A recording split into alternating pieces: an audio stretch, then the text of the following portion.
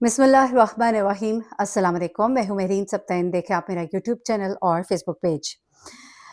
नाज़रीन, ये कहानी मैं हमारी बच्चियों के लिए ख़ास तौर पे एक तोहफ़ा पेश कर रही हूँ। इसलिए कि फ़िल्मों को देखकर, ड्रामों को देखकर, ऐसे अफ़साने पढ़ कर कई दफ़ा ऐसे-ऐसे महल और ऐसे-ऐसे ख़्वाब अपने बुन लेती हैं ये लड़कियाँ कि जिसके बाद उन्हें लगता है कि उनके पीछे मरने वालों की लाइन है। वो शम्मा हैं और परवाने हैं बहुत से जो उनके पीछे जल जाएँगे, मर जाएँगे, लेकिन ऐसा होता नहीं है। अभी गुज़िश्ता दिनों एक ड्रामा मैं देख रही थी। ड्रामा तो ख़त्म हो चुका है, लेकिन उस ड्रामे में जिस तरह से उस लड़की के पीछे हीरो को मरते हुए दिखाया, हानिया आमिर, और लड़के का नाम मेरे ज़हन से उतर गया है और ड्रामे का नाम भी मेरे ज़हन से उतर गया एकदम से। अ, उस ड्रामे को अगर आप देखें तो उसमें ये है कि वो लड़की जो है इतनी हसीन और जमील है कि लड़का उसके लिए सब कुछ करने को तैयार है। लड़की उसको एक दफ़ा थप्पड़ मारती है, उसका इश्क बढ़ जाता है, दूसरी बार मारती है, इश्क और बढ़ जाता है, तीसरी बार मारती है और आदत इतनी हो जाती है कि उसमें जो विलन होता है उसको भी थप्पड़ मार देती है। मैंने कहा ये अच्छा बताया कि लड़कियों को कि जिधर हो दिल करे उठा के थप्पड़-चपाट मार दे, अगला कुछ भी नहीं करेगा, ऐसा नहीं होता। ये थप्पड़ खाने वाले लोग जो है ना वो सिर्फ़ फ़िल्मों में, ड्रामों में या किताबों में होते हैं। थप्पड़ खा के फिर आगे से जवाब देने वाले बहुत से होते हैं और इन चीज़ों से निकालना है हमारे बच्चों को, ना कि इनको इन फैंटेसीज़ में डालकर उनको एक ऐसे रास्ते से मुतारिफ़ कराना है कि वो अपना इतना बड़ा नुकसान कर ले जितना कि ये पेश आया। रावलपिंडी चक्री रोड का ये वाक़या है और ये वाक़या जो है ये आपको बयान करने का मकसद भी ये है कि ये बच्चियों के साथ भी शेयर करें ताकि उन्हें भी इल्म हो कि दुनिया ये है, असल ये है, हकीकत ये है। ये वाक़यात जो हैं अभी पीछे हमने बहुत सारे टिकटॉकर्स के साथ ये वाक़यात देखे। सना यूसुफ का वाक़या हमारे सामने है। उस बच्ची ने उसकी गलती क्या थी? वो एक फैंटेसी वर्ल्ड में थी। वो अपनी खूबसूरत वीडियोज़ शेयर करती थी, उसको चाहने वाले बहुत से लोग हो गए थे। उनमें से वो लड़का जो है उसे अप्रोच किया, एक बार उसने हाँ कर दी, लेकिन फिर उसे ख़्याल आया कि नहीं भई ये गलत है और मैं ये क्या क्यों इससे मिलूँ? ना कर दी, लेकिन वो ना उस पर इतनी भारी पड़ी कि उसने उसकी जान ले ली। अब यहाँ पर क्या होता है? यहाँ भी एक ना का ही शाखसाना है, लेकिन यहाँ पर इस लड़की ने उसे बहुत ढील दी। सना यूसुफ जो है उसका मामला तो ज़रा मुख्तलिफ था, काफ़ी मुख्तलिफ था, यहाँ पे तो मामला ही और था।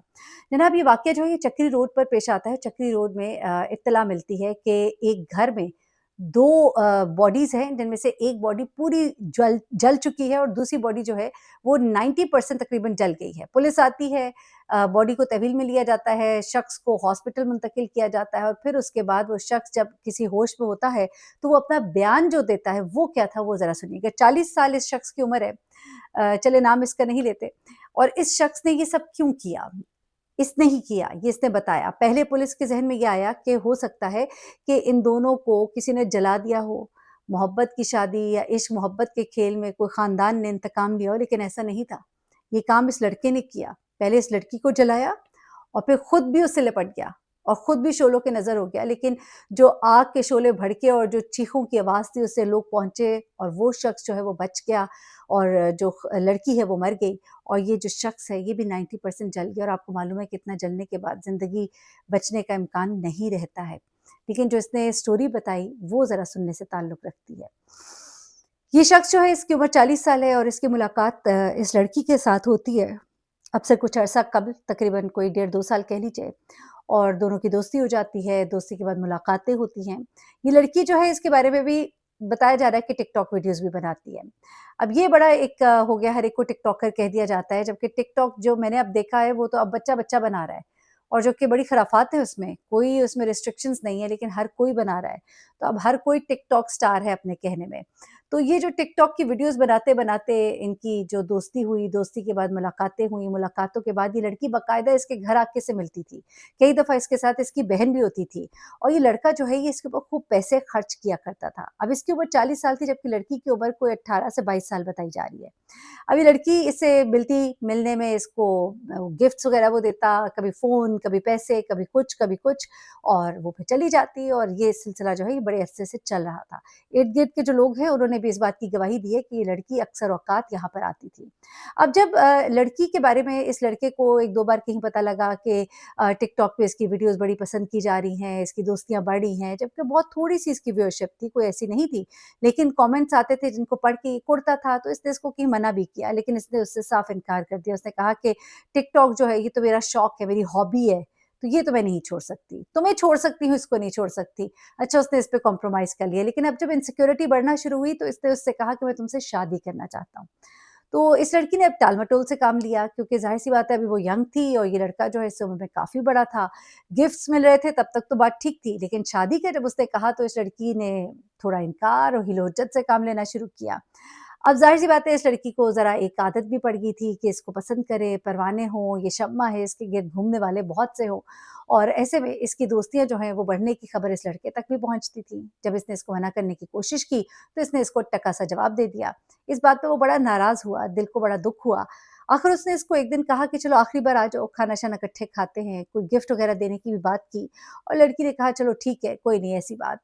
इतनी पुरानी दोस्ती है, इतना पुराना याराना है, गिफ्ट भी तो मिलेगा, सुनने में ये आ रहा है। उसके बाद ये लड़की जो है ये वहाँ पर उसके पास पहुँचती है तो उसने एक बार फिर से अपना मुद्दा रखा और हाल-ए-दिल सुनाया। कहा कि मैं तुमसे शादी करना चाहता हूँ, तो इस लड़की ने साफ इनकार कर दिया। इनकार करके जब ये उठ के जाने लगी तो इस शख्स को इस पे पहले ही गुस्सा था, इसने इसको आग लगा दी। अब किस तरह लगाई? जो डिटेल्स है वो कुछ इस तरह से आ रही हैं कि इसने पहले से ही वहाँ तेल का डब्बा मँगा के रखा हुआ था और इसने उसके ऊपर तेल फेंका और इसे कहा अगर तुम मुझे छोड़ कर गई तो मैं तुम्हें आग लगा दूँगा। और उसके बाद वो कहता है कि जब उसने मतलब जाने के लिए दोबारा कदम बढ़ाए दरवाज़े की तरफ तो इसने तीली जो है उसकी तरफ फेंक दी और उसको आग लग गई। और जब उसने उसको चीखते देखा, उसकी तकलीफ़ उससे बर्दाश्त ना हुई, वो भी उसकी तरफ लपका और आग की लपेट में वो खुद भी आ गया। अब ये नहीं मालूम वो तो कहता है कि मैं खुद भी नहीं जीना चाहता था, लेकिन ये भी हो सकता है कि उसको बचाने के लिए गया हो, उसकी चीखो-पुकार उससे ना बर्दाश्त हुई हो या कुछ भी होगा। इस कदर वो ज़ालिम शख्स था। दोस्ती की तो दोस्ती उसने भी की थी, इसने भी की थी, नहीं शादी करना चाह रही, रास्ते अलग कर लेते, लेकिन उसने उसका इंतकाम इस तरह से लिया कि ख़ानदान वाले भी जो है जब उस बच्ची की बॉडी लेने आए, तो वो ये अपने मुँह छुपा रहे थे कि किसी को पता ना लगे। उसकी बहन जो है सुनने में आ रहा है बहुत रो रही थी, जो वहाँ पर उसके साथ आया करती थी, मुलाकातों में उसके साथ होती थी। लेकिन यकीनन अब तो डर और खौफ उसके अंदर भी बैठ गया होगा कि ये जो जिन्हें हम परवाना समझते हैं, वो हमें आग भी लगा सकते हैं और हम जो हैं इस आग में झुलस कर मर भी सकते हैं। ये एक अंजाम होता है एक ऐसी दोस्ती का, एक ऐसी आशिकी-माशूकी का कि जिसको आजकल की लड़कियों ने बड़ा नॉर्मलाइज़ कर लिया है, बड़ी माज़रत के साथ। ये बहुत नॉर्मलाइज़ हो रही है और ये ड्रामे देख-देख कर हो रही है, जिसमें लड़कियाँ अपने आप को वही हीरोइन समझती हैं, जो जिसको जितने मर्ज़ी चाँटे मारेंगी, तो अगला चाँटे भी खाएगा और उसका इश्क और उसका मोहब्बत जो है वो जुनून बन जाएगा, तो ऐसा नहीं होता है। वो चाँटे खाने वाला, वो रिजेक्शन लेने वाला जो आपको गिफ्ट्स दे रहा है, वो आपको फिर जवाब देता है, तो अल्लाह माफ़ करे इस तरह का जवाब भी होता है, इस तरह का अंजाम भी होता है। इन चीज़ों का भी ख़्याल कीजिए। मुआशरे में इस कदर बिगाड़ है, मैं कभी-कभी सोचती हूँ, ये जो मेरा एक चैनल है, इसमें जो स्टोरीज़ है ना, ये एक सदका जारिया के तौर पे इसको आगे भेज दिया करें ताकि लोग देखें और इससे कुछ सीख लें। यार, ये सीखने के लिए इसको रखें, ये मत सोचें कि ये हम क्यों फॉरवर्ड करें, नहीं। इनके अंदर इतना कुछ है कि कहते हैं ना कि किसी से सबक हासिल कर लो बजाए इसके कि खुद ठोकर खाओ और फिर सीखो। तो लोगों की खाई हुई ठोकर से सीख लो, बजाए कि वो ठोकर आप खुद खाएँ और फिर किसी जोगे ना रहें।